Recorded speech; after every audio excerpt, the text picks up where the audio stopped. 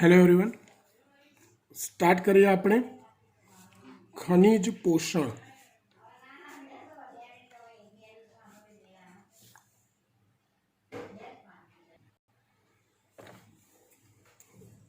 Start करें खनिज पोषण में जल संवर्धन पद्धति।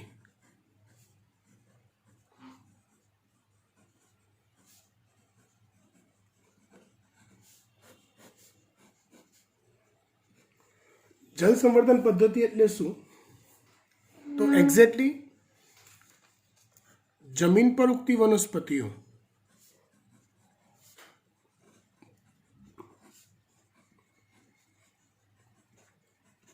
वनस्पतियों ने संवर्धन माध्यम में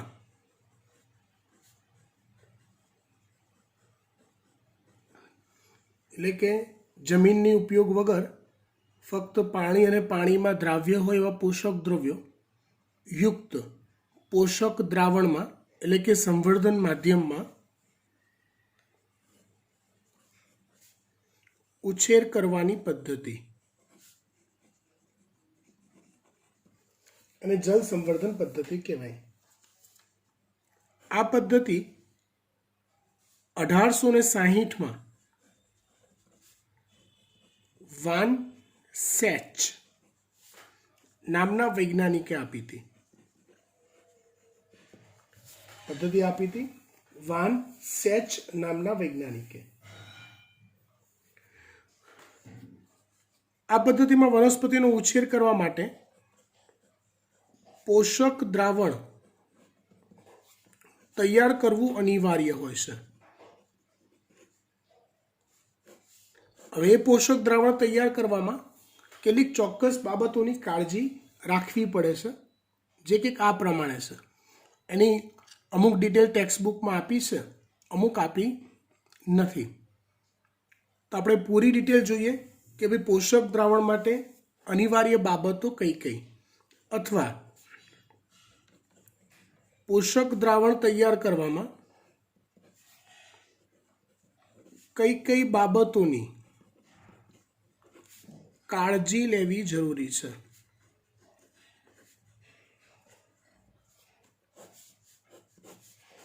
कई कई बाबतों की काळजी लेवी पड़े। तो अहींया तमे पोषक द्रावण में जे पण पोषक द्रव्यों उपयोग करो छो, कया पोषक द्रव्यों?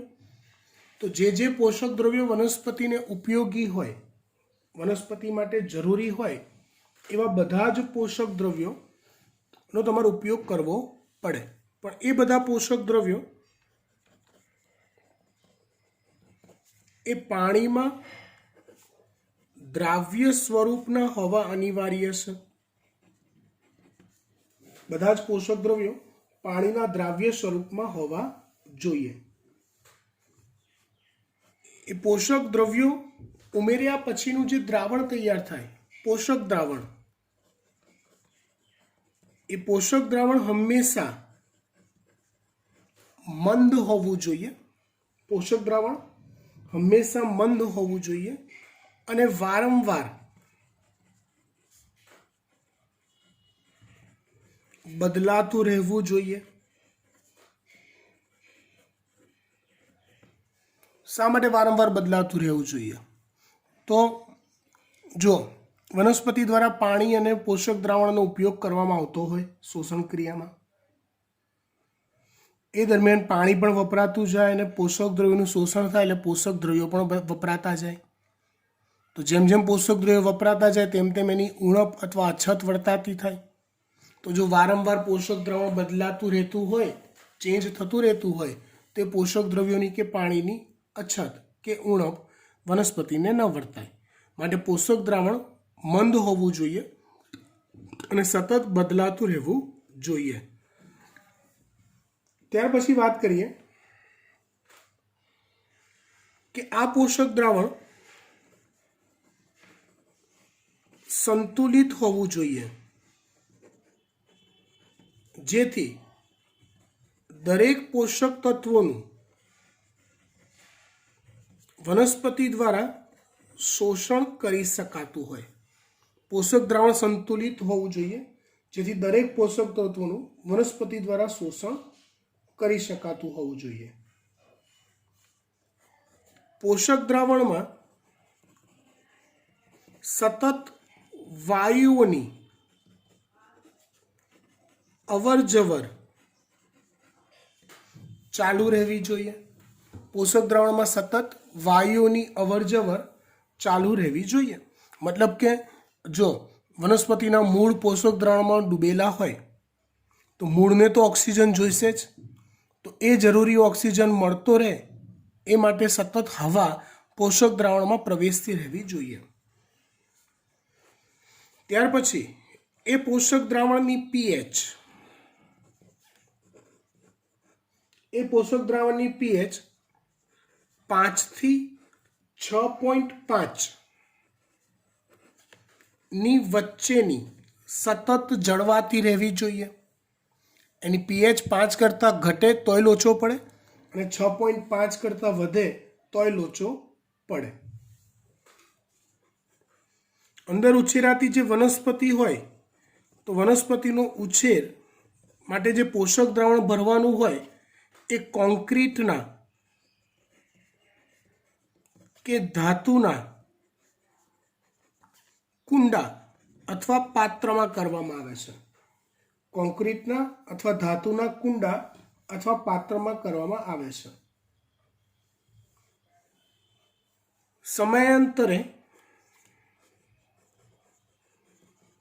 સમયાંતરે પીએચ માપતા રહેવું પડે છે અને પીએચ બદલાતી હોય તો બદલાતી પીએચનું સતત સેટિંગ કરતા રહેવું પડે છે।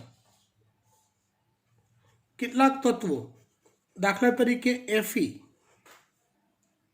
તો એ એફી જેવા તત્વોને સીધા એના આયનિક સ્વરૂપે ઉમેરવાની જગ્યાએ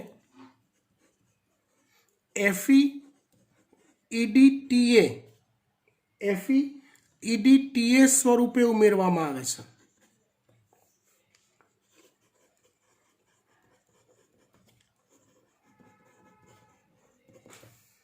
ઈડીટીએ એટલે શું થાય તો કે ઇથિલિન ડાયએમાઇન ટેટ્રા એસિટેટ। ઈડીટીએ એટલે ઇથિલિન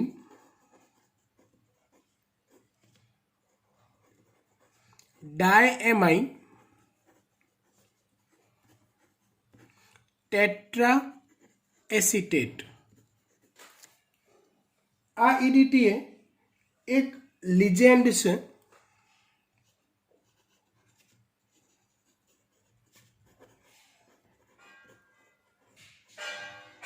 અને લિજેન્ડ સાથે સંકીર્ણ સ્વરૂપ તરીકે એફી જોડાયેલો હોય છે। તો એફી એ લિજેન્ડ મારફતે એટલે કે ઈડીટીએ અથવા ઇથિલિન ડાયએમાઇન ટેટ્રાએસિટેટ જેવા લિજેન્ડ સાથે જોડીને એ સંકીર્ણ સંયોજન ઉમેરવામાં આવતું હોય છે। શેની સાથે? પોષક દ્રાવણની અંદર।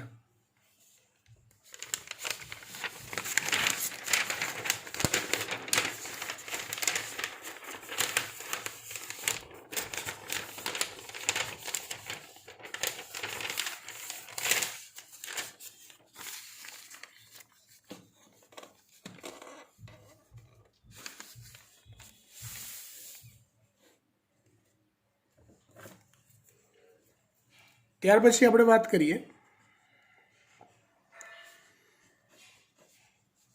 જલ સંવર્ધન પદ્ધતિનું મહત્વ।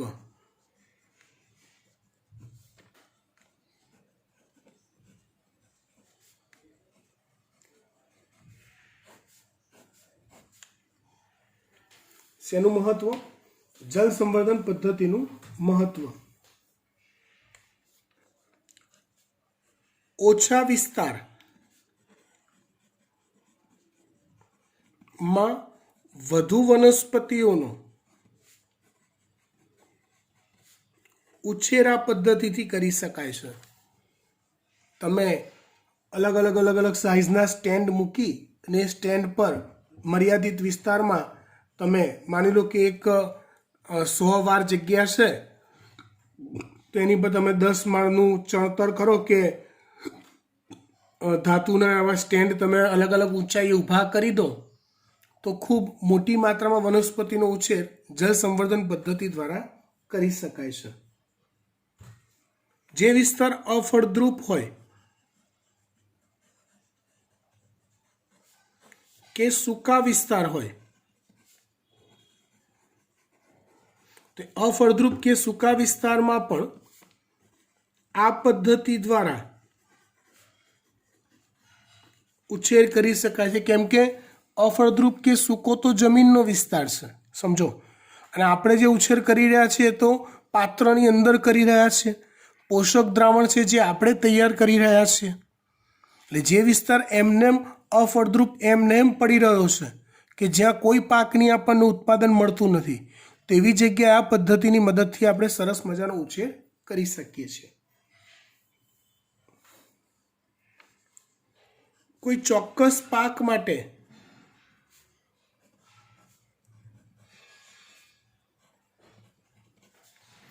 ચોક્કસ પીએચનું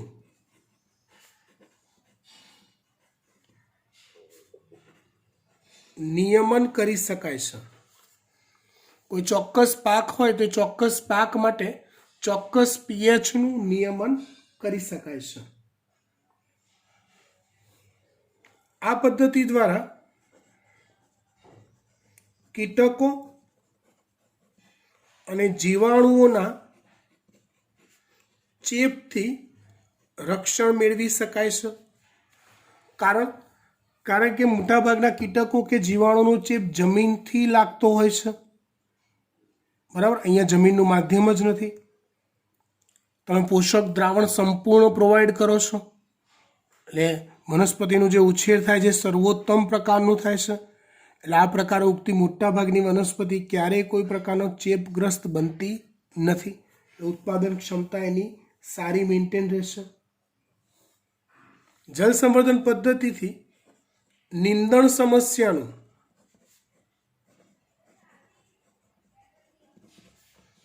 નિવારણ થાય છે. આ કેવી રીતે જાતે વિચારજો, તમને આઈડિયા આવી જશે. હું નથી સમજાવતો નિંદણ સમસ્યાનું નિવારણ કેવી રીતે થાય. આ પદ્ધતિ દ્વારા સતત સારી નીપજ અથવા ઉપજ પ્રાપ્ત કરી શકાય છે. અને સૌથી અગત્યની વાત કોઈ વ્યક્તિગત તત્વની ઉણપથી સર્જાતી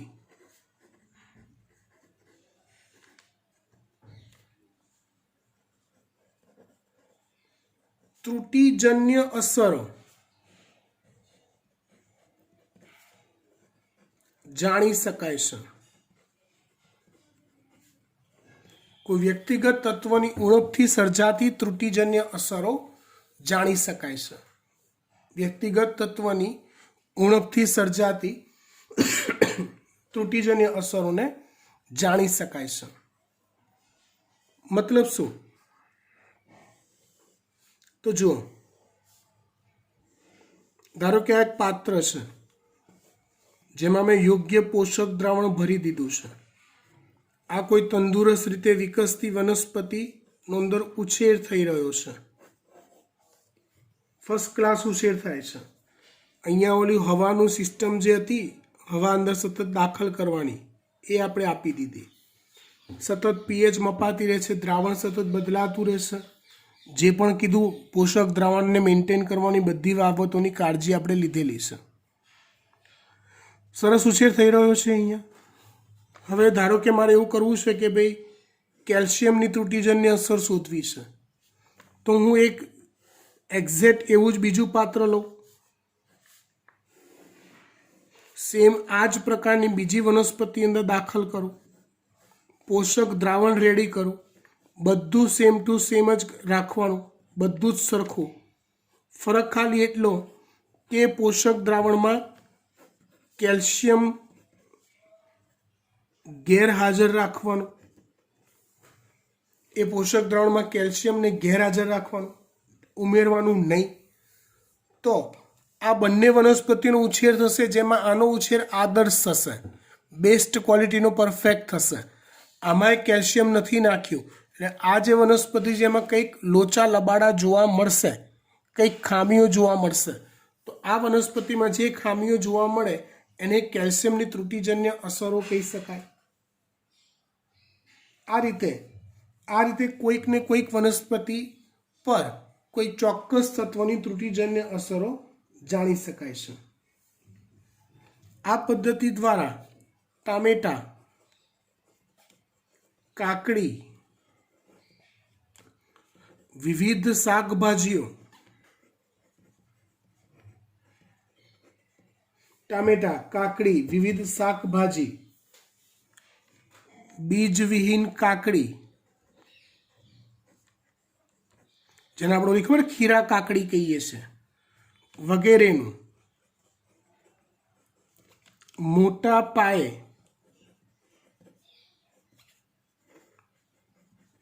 ઉત્પાદન કરી શકાય છે. કઈ પદ્ધતિ દ્વારા? જલ સંવર્ધન પદ્ધતિ દ્વારા. આનું મહત્વ છે. ત્યાર પછી વાત કરીએ જલ સંવર્ધન પદ્ધતિના વિવિધ પ્રકારો.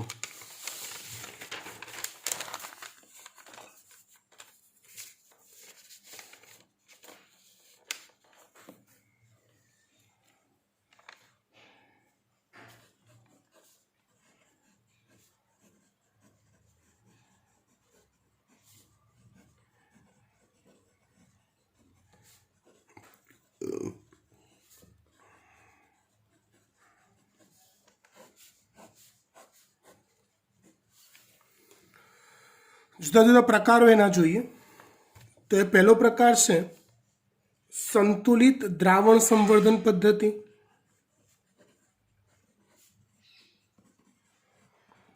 સંતુલિત દ્રાવણ સંવર્ધન પદ્ધતિ.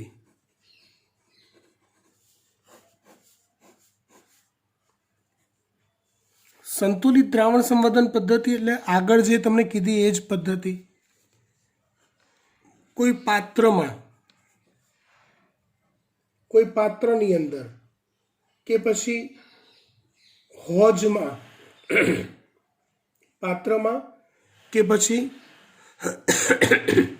હોજ એટલે સ્વિમિંગ પુલમાં, મોટા કૃત્રિમ તળાવમાં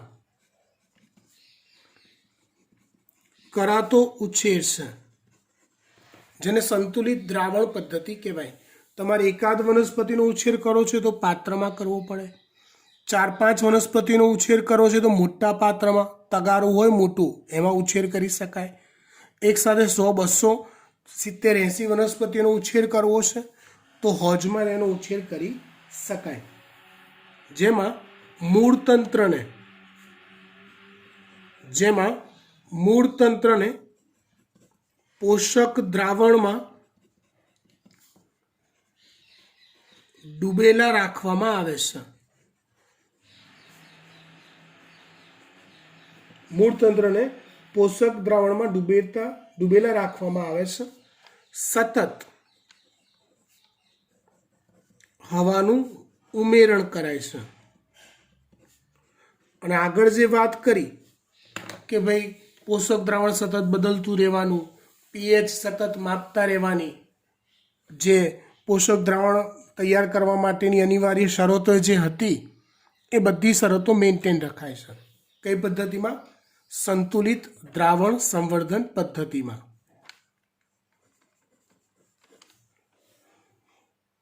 બીજી પદ્ધતિ છે ફિલ્મ તકનીક સંવર્ધન. ફિલ્મ તકનીક સંવર્ધન અથવા એને કહેવાય છે સતત પ્રવાહિત સંવર્ધન. ફિલ્મ તકનીક સંવર્ધન અથવા સતત પ્રવાહિત સંવર્ધન. આ પદ્ધતિમાં પોષક દ્રાવણ સતત ફરતું રાખવામાં આવે છે.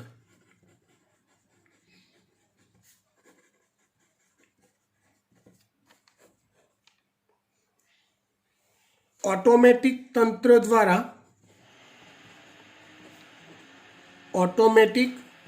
તંત્ર દ્વારા પીએચ અને બીજા પોષક તત્વોનું પ્રમાણ જાળવી રાખવામાં આવે છે.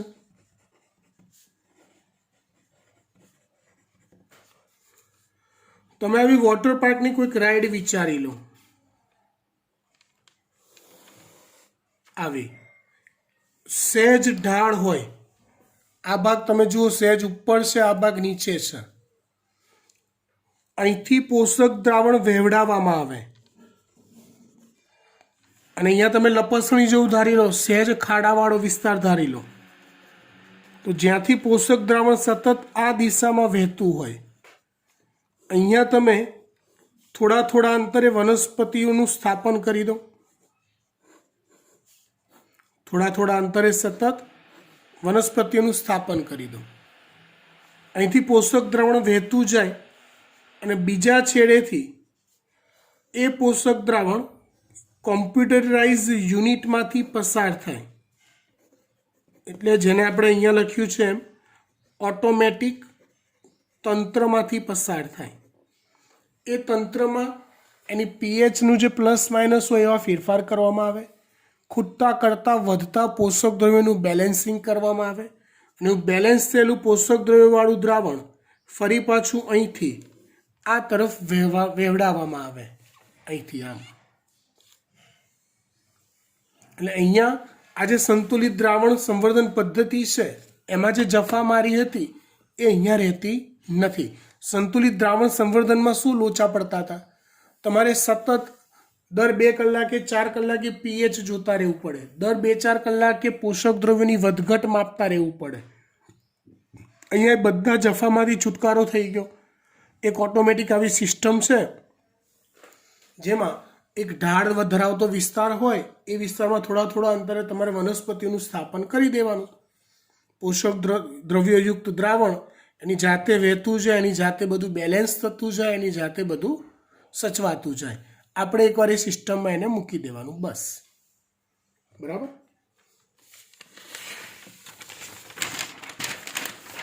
ત્યાર પછી ત્રીજી પદ્ધતિ છે વાત સંવર્ધન પદ્ધતિ.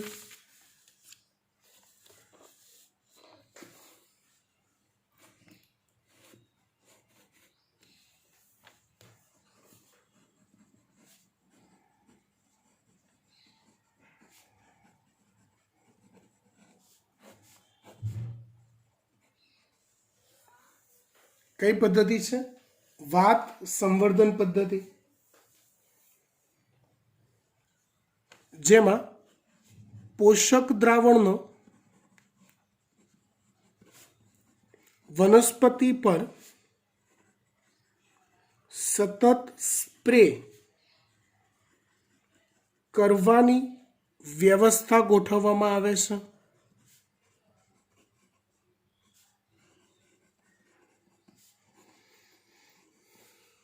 આવી 3 પદ્ધતિ છે. કઈ 3 પદ્ધતિ છે? સંતુલિત દ્રાવણ સંવર્ધન, ફિલ્મ તકનીક સંવર્ધન અથવા સતત પ્રવાહિત સંવર્ધન, અને ત્રીજું છે વાત સંવર્ધન. ત્યાર પછી આપણે વાત કરીએ આવશ્યક તત્વોનો માપદંડ.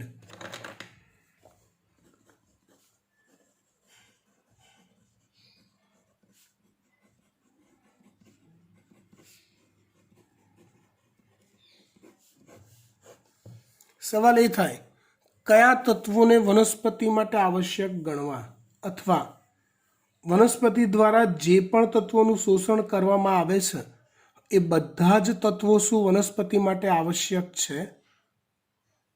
હા કે ના?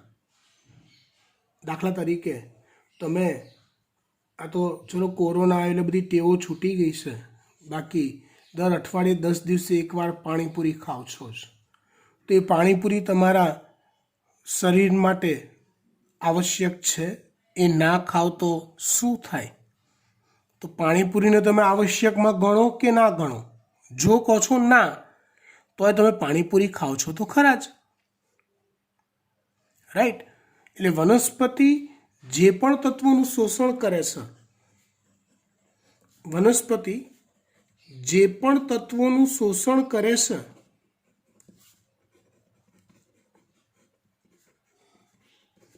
તે બધા જ તત્વો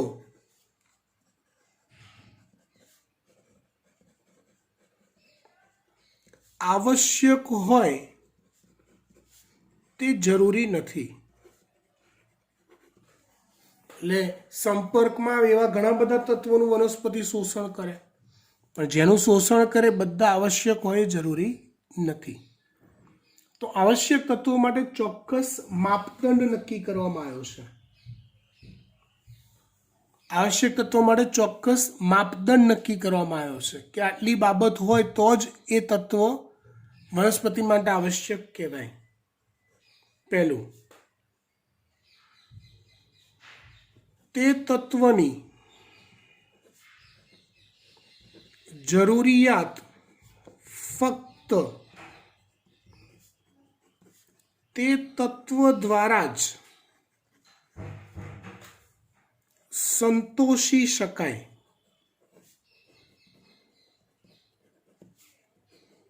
અન્ય તત્વ દ્વારા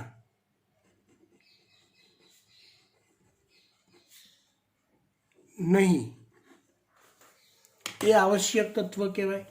દાખલા તરીકે કેલ્શિયમ દ્વારા જે કામ વનસ્પતિમાં થતું હોય, બરાબર, વનસ્પતિને કેલ્શિયમની જરૂર હોય તો એની જગ્યાએ જો મેગ્નેશિયમ પ્રોવાઈડ કરવામાં આવે કે વનસ્પતિ શોષે, તો કેલ્શિયમનું કામ મેગ્નેશિયમ કરી દેતું હોય તો એ કેલ્શિયમને આવશ્યક તત્વ ન કહેવાય. કેલ્શિયમનું કામ ફક્ત અને ફક્ત કેલ્શિયમ દ્વારા જ થતું હોવું જોઈએ. કેલ્શિયમનું કામ ફક્ત અને ફક્ત કેલ્શિયમ દ્વારા જ થતું હોવું જોઈએ, બીજા કોઈ દ્વારા નહીં.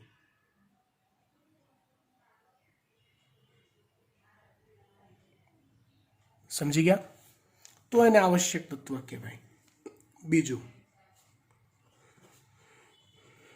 તે તત્વનો ગેરહાજરીમાં વનસ્પતિનું જીવન ચક્ર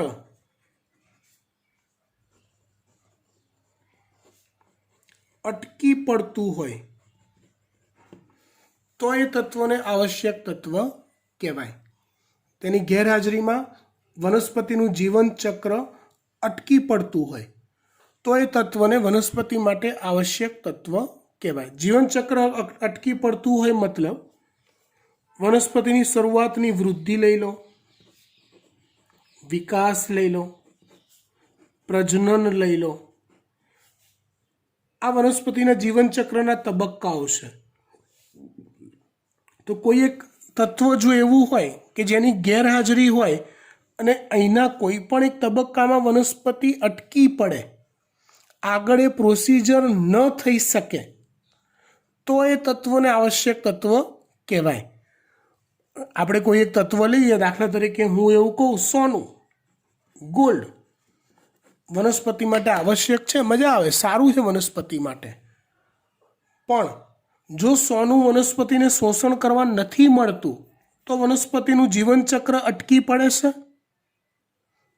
ના, નથી અટકી પડતું. તો સોનું વનસ્પતિ માટે સારું હોવા છતાં પણ એને આવશ્યક ન કહેવાય. આવશ્યક એટલે આવશ્યક, તેના વગર ન જ ચાલે એવું, તો જ એને આવશ્યક કહેવાય. બરાબર?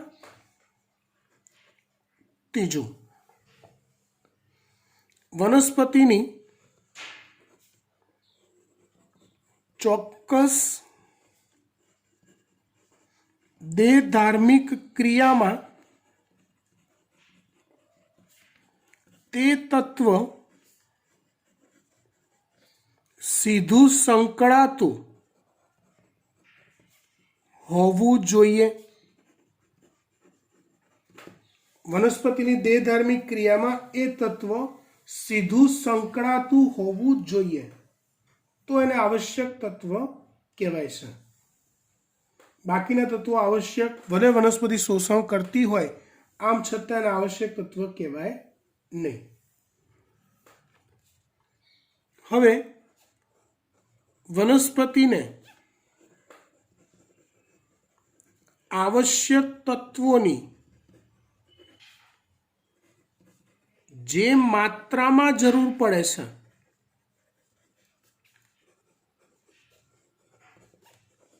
તે માત્રાને આધારે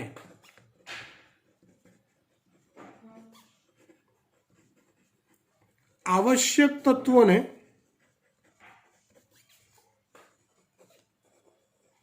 બે જૂથમાં વહેંચી શકાય. એક ગુરુ પોષક તત્વ અને બે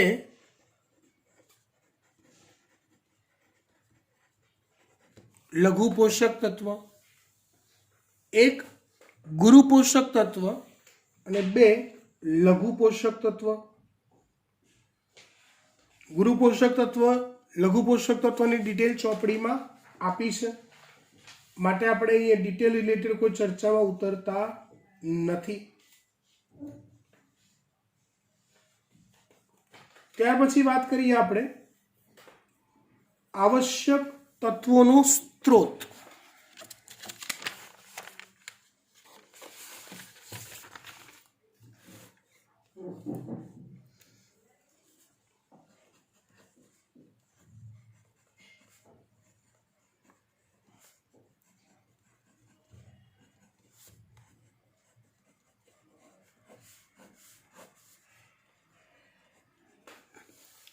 આવશ્યક તત્વોનો સ્ત્રોત. તો વનસ્પતિ માટે કોઈ પણ આવશ્યક તત્વ મેળવવું તેનો સ્ત્રોત એ મુખ્યત્વે હવા છે કે ભૂમિ છે. વનસ્પતિ પોતાને જરૂરી હોય એવું આવશ્યક તત્વ કાં તો હવામાંથી કાં તો ભૂમિમાંથી મેળવતું હોય છે. જેમાં કાર્બન મુખ્યત્વે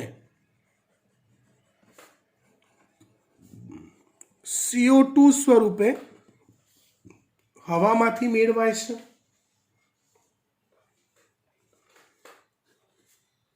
હાઇડ્રોજન મુખ્યત્વે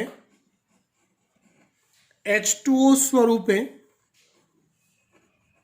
ભૂમિમાંથી મેળવાય છે.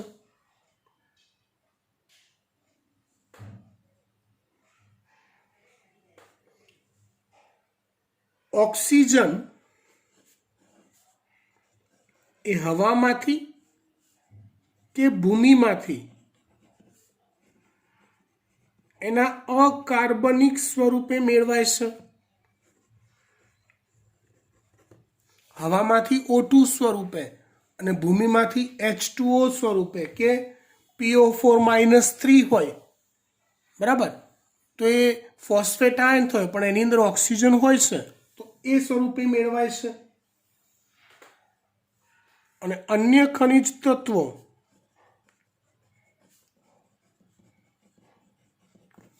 ભૂમિમાંથી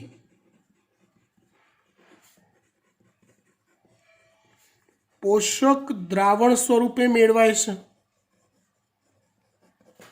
અન્ય ખનિજ તત્વો ભૂમિમાંથી પોષક દ્રાવણ સ્વરૂપે મેળવાય છે.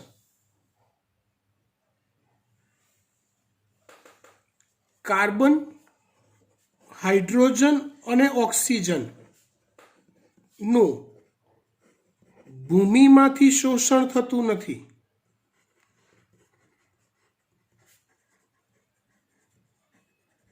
કાર્બન, હાઇડ્રોજન અને ઓક્સિજનનું ભૂમિમાંથી શોષણ થતું નથી. આથી તે માટે અથવા એને આવશ્યક તત્વ કહેવાય. તે આવશ્યક ખનિજ તત્વ ન કહેવાય.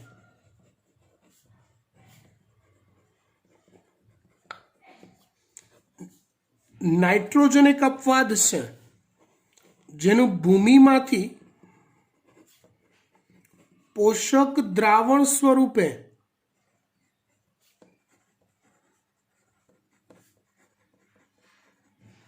શોષણ થતું હોવા છતાં નાઇટ્રોજનનું ભૂમિમાંથી પોષક દ્રાવણ સ્વરૂપે શોષણ થતું હોવા છતાં તેનો મૂળ સ્ત્રોત તો હવા છે, આથી તેને આવશ્યક તત્વ જ કહેવાય છે.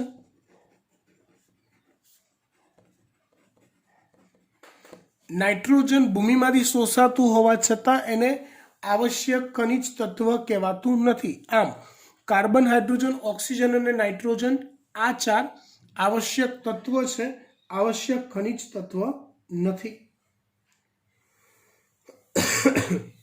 જો ખનિજ તત્વોની ત્રુટિજન્ય અસરો એ ચોપડીમાં આપેલી છે, એમાંથી જ આપણે કરવાની રહેશે. આગળ આપણે અહીંયા વાત કરીએ છીએ ખનિજ તત્વોની અતિમાત્રા ની અસરો અથવા એને કહેવાય છે વિષારીતા. વનસ્પતિને જેટલી માત્રામાં ખનિજ તત્વોની જરૂર હોય એટલી માત્રામાં જે પ્રાપ્ત થવું જોઈએ, જો એનાથી ઓછી માત્રામાં પ્રાપ્ત થાય છે તો વનસ્પતિમાં એની ત્રુટિજન્ય અસરો જોવા મળે છે. અને જો જરૂર કરતાં વધુ માત્રામાં પ્રાપ્ત થાય તો અતિ માત્રાની વિષારીતા અથવા ઝેરી અસર જોવા મળે છે. એવા આપણે અલગ અલગ તત્વો જોઈએ કે જો એ વધુ માત્રામાં વનસ્પતિને પ્રાપ્ત થતા હોય તો શું લોચા જોવા મળે. પહેલું તત્વ છે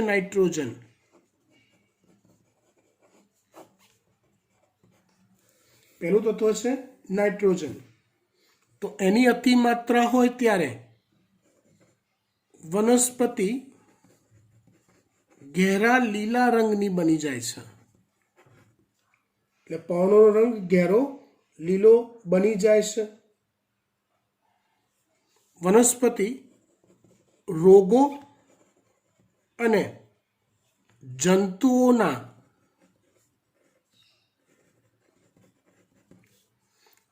ઉપદ્રવ સામે,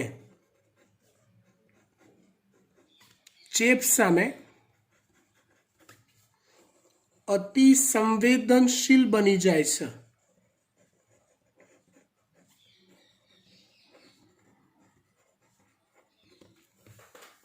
રોગો અને જંતુઓના ઉપદ્રવ સામે વનસ્પતિ અતિ સંવેદનશીલ બની જાય છે. વનસ્પતિ સુકારો અનુભવે છે. નાઇટ્રોજન વધુ માત્રામાં પ્રાપ્ત થાય તો વનસ્પતિ સુકાઈ જાય છે. ડાળખા, પાંદડા બધું સુકાઈ જાય છે, જેને સુકારો કહેવાય. ત્યાર પછી પુષ્પ ખરી પડે છે અને ફળ ઉત્પાદન ઘટે છે. પુષ્પ ખરી પડે છે અને ફળ ઉત્પાદન પણ ઘટે છે.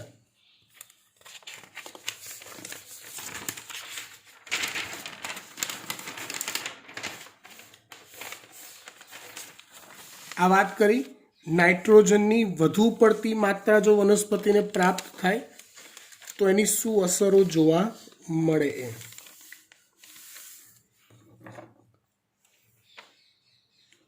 બીજું તત્વ આપણે લઈએ ફોસ્ફરસ.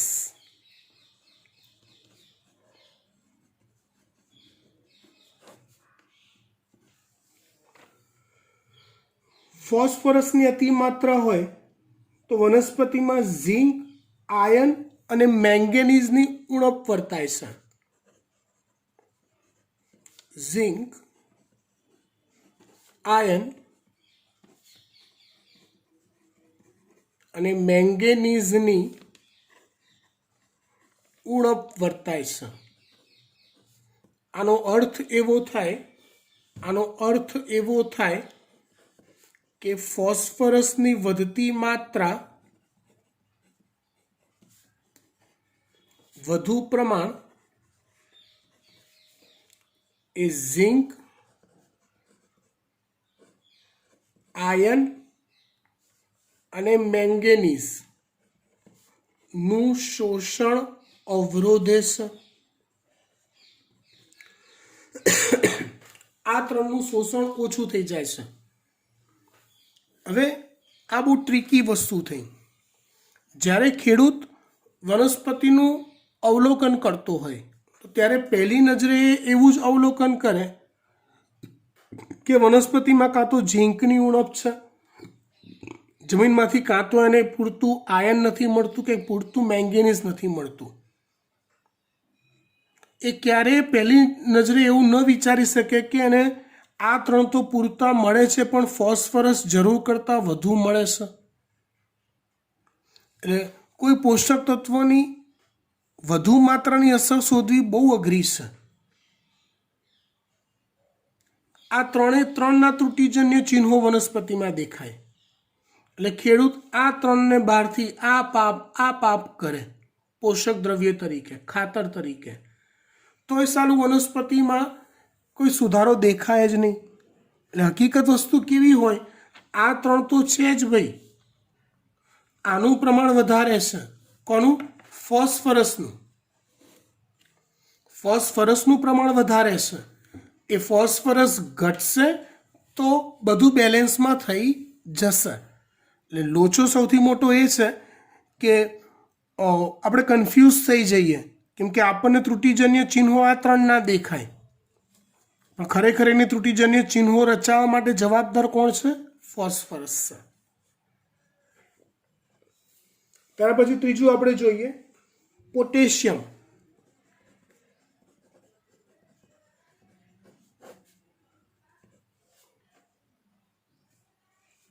પોટેશિયમનું જો વધુ પ્રમાણ હોય તો એમજીની ઉણપ સર્જાય છે, મેગ્નેશિયમનું શોષણ ઘટી જાય છે,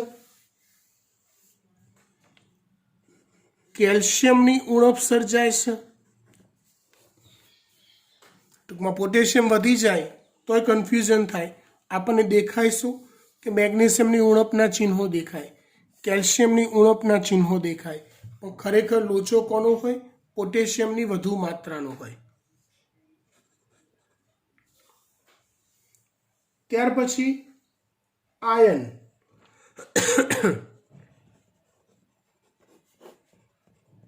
એ આયર્નની વધુ માત્રા હોય તો પર્ણ પર નાના ભૂખરા રંગના ડાઘ પડે છે. આયર્નની વધુ માત્રા હોય ત્યારે પર્ણ પર નાના ભૂખરા રંગના ડાઘ પડે છે.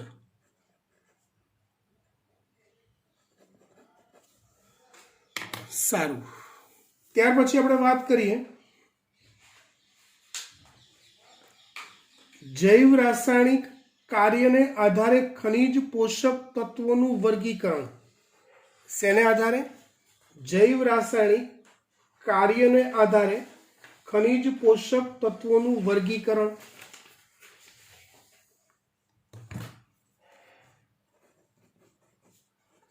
જૈવ રાસાયણિક કાર્યને આધારે ખનિજ પોષક તત્વોનું વર્ગીકરણ.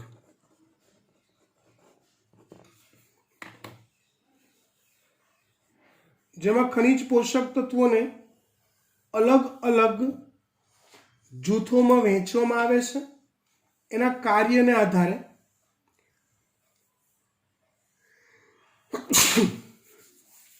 આ જૂથોની વહેંચણી જે છે એનું કાર્ય જે છે એ આપણે સરસ મજાનું ગોખવાનું છે, બરાબર? એ કાર્ય આખું તમને એનો ચાર્ટ સહિત તમને આપું છું, તમારે ગોખવાનો રહેશે. એ ચાર્ટ, એ ફોટોગ્રાફ તમને હું અંદર એડ કરી આપું છું, બરાબર? આટલે સુધી આપણે રાખીએ. છે.